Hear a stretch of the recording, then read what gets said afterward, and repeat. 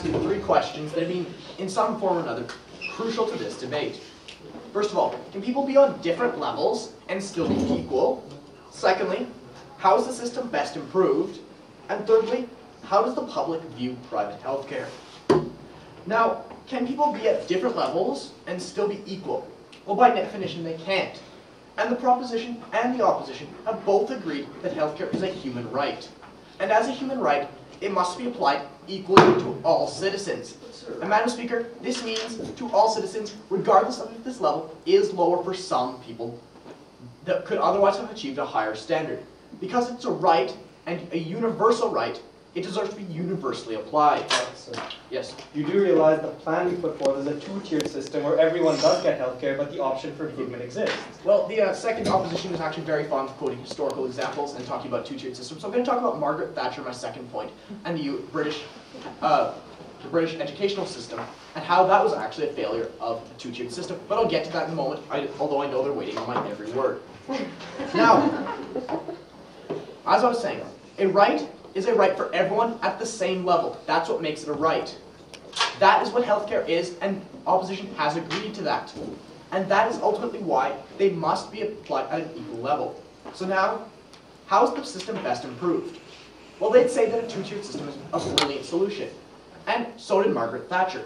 So she created a system of two tiers in the British education system, where private schools and public schools were supposed to compete for students. This ultimately failed, though, because what happened is people still couldn't get into the best schools, and they ended up being chosen based on areas. And this has actually resulted in the UK system not getting any better than it was prior to this system, and it's seen an increase in strikes from its teaching unions. Now, this is an example of what Bagehot called quasi-competition, and it's ultimately something that failed. What the opposition should have stood up and said is that full privatization was the way to go. But as they well know, because I'm a grade 10 and these people have coached me for quite some years, this is actually a great case of where it becomes a race to the bottom. It's not who can create the best service, it's who can create the cheapest product. And this results in people driving down quality to drive down price. And this is something that, while acceptable maybe in t-shirts, as Mr. Pardeep said, it's not something that's acceptable in heart transplants. So you can't drive down the quality of heart transplants simply for the sake of lowering the price, however much this may appeal to the audience, to the marketplace. Now, finally, I'm going to look at the third part of how does the public view private healthcare? Because this is really what the debate actually comes down to. So how does the public view private healthcare? Well, it views it very negatively, Madam Speaker. Because, if I quote Mr. Gladwell, it's not how things actually are, it's how people perceive them to be.